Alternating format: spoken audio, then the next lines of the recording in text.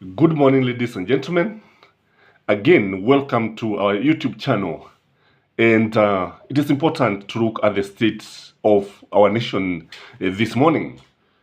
All said and done, everybody can see that the country is in crisis. Huo ndio ukweli wa mambo.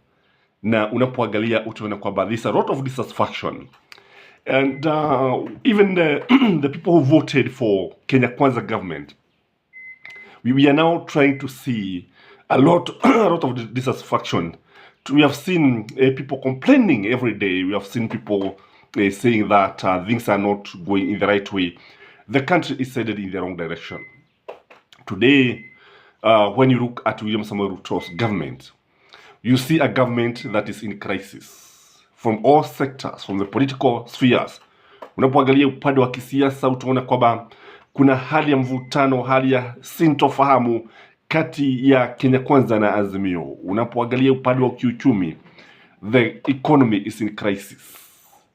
And when you look at every sector, you see crisis everywhere.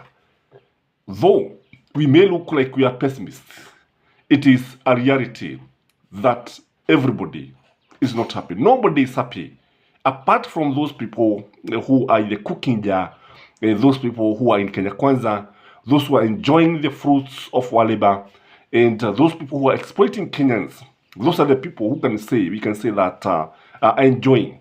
I want us to look at a number of things that shows that actually the country is in crisis and a storm is looming. So when David Murathe told William Samoei Ruto that you'll be lucky to finish the first time, I can now begin to see why he was saying this.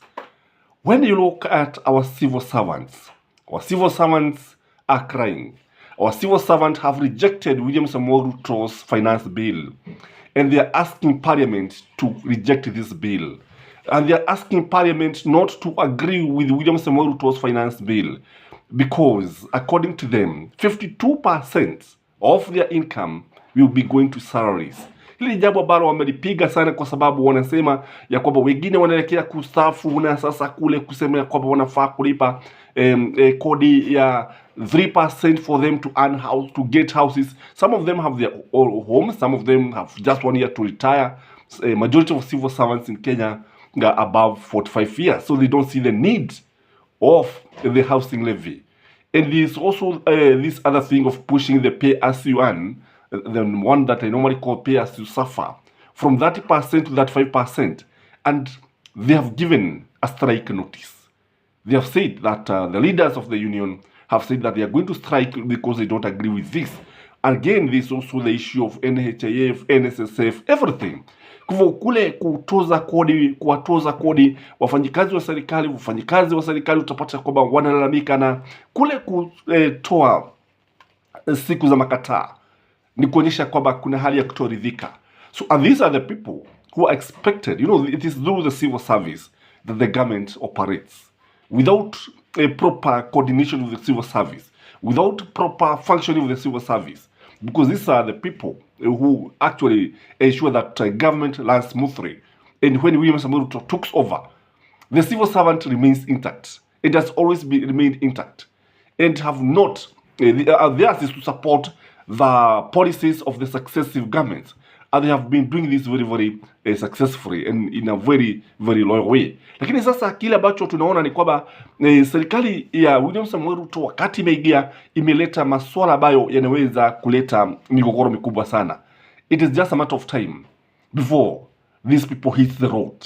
Na tunaona wakianza kuiba, tunaona kila mahali wakilalamika. Again, the doctors are on strike as from today. Many doctors down their tools, meaning most of the health facilities will be in crisis. Meaning most of the health facilities, hata kama kudawa zipo, kwa sababu kuna mali kwingine tunaona tukisikia dawa zimeshaletwa, lakini sasa if you're not enumerating the doctors, if you're not paying the doctors, if you're not paying the workers, how do you expect them to give their best?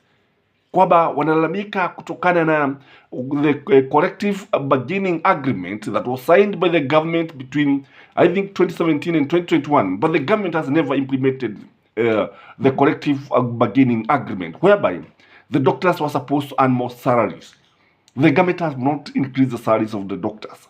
And today, the interns have been called for a meeting at Ufugamano House. Ni jambo ambalo linatuambia kwamba kutakuwa na hali ya kutoeleweka, kutakuwa na this unrest. And ukiangalia utaona kwamba hospitali zitakuwa na matatizo mengi sana. And this one is coming when even the civil servants are complaining that the government is not increasing their salaries. It is coming at a time when some of the civil servants have not been paid. When even the county government, some of the civil servants have not been paid baada ya kufanya kazi. Kwa hivyo ni kama na kwamba inafika mahali ambapo sasa wanaona kwamba itafika mahali ambapo wataambiwa wafanye kazi bila kutarajia mishahara yote. Again, look at the MCA, members of the county assembly. They are up in arms. That's what I'm saying. The government is in crisis. The member of parliament, the member of the county assembly, wanasema ya kwamba what they are getting is meager salary. They are getting 144,000, whereas the MPs are getting 1 million shilling. Tena ukiangalia, their governors are getting a lot of money, 1 million, so many allowances. Na sasa wao wanasema ya kwamba kutokana na hali ya kupanda kwa maisha, kutokana na hali ya kupanda kwa gharama ya maisha, kutokana na mfumuko wa bei, that is inflation, wao hawezi kuendelea kupokea mishahara ya kijugujiko, mishahara ambayo ukiangalia utaona kwamba pesa zimepoteza ile thamani yake kwa sababu ya ukosefu wa uchumi kukua kwa namna ambavyo inafaa, na wakati mwingine hata upungufu wa dola za Kimarekani. And when you look at the country, then you see, kama alivyosema mstaafu Moi, wakati mwingine nguruwe hujikaga kwa mafuta yake mwenyewe. Na unapoangalia serikali ya William Samoei Ruto utaona kwamba inajikaga pole pole kwa mafuta yake mwenyewe, na kadiri wakati unavyo soga ndivyo ambavyo serikali hii inavyozidi kupoteza ule umaarufu wake. Again, when you look at the funny thing is that William Samoei Ruto is using the Kikuyus to achieve some of these objectives. And I believe without the support of the Kikuyus, William Samoei Ruto would be a bit careful on the way he's dealing with the people who are on the bottom part of the pyramid, economic part of the pyramid. Kwa sababu ukiangalia utaona kwamba kwa mfano unapoenda bunge utapata Ndindi Nyoro na Kimani Ichung'wah ndio ambao watakaotumika kuhakikisha kwamba the finance bill goes through. And again, don't forget there is this issue of the fuel tax levy of 16%, whereby the government has proposed to increase the VAT from the current 8% to 16%.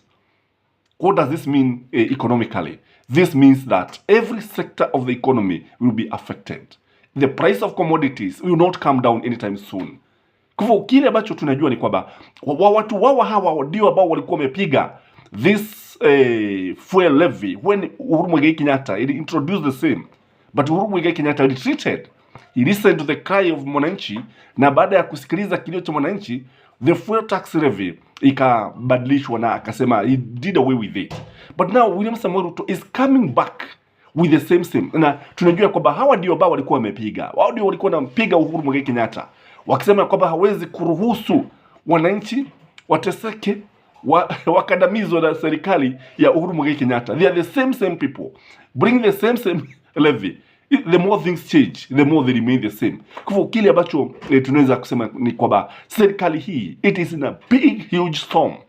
The government is in crisis. The government is hurting the common mwananchi. Again, when you look at the matatus owners association have given a notice that they are going to increase the bus fare. They are going to increase kwa sababu ikiwa bei ya mafuta itapanda, ni kumaanisha kwamba kila kitu kitapanda. Ikiwa petroli itapanda, kumaanisha kwamba nauli haina budi kupanda. That is the truth of the matter.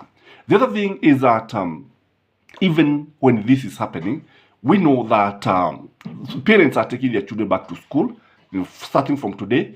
But many of them did not realize that the government has not realized that majority of schools increase the school fees. Parents are paying a lot of money. Na serikali imenyamaza tu. Na unaona kwamba Ezekiel Machogu hata hasemi chochote, imenyamaza tu pale kama maji yaliyo ndani ya mtungi, hasemi chochote. Ile hali hawa ni watu ambao wanajua vizuri sana walikuwa wameahidi ya kwamba wangetoa elimu isiyo na malipo. But now I don't know what is happening because the government is silent. The government is not talking about it. And the economic advisors, economic experts have given a notice that July will be the hardest time for Kenyans. July, because that's the time the budget, the first budget of Kenya Kwanza.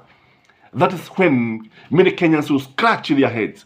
That is the time many people will see what this government have for them. And things are not likely to be easy. Things can only be worse. So let us brace ourselves for July that is coming because we have been warned.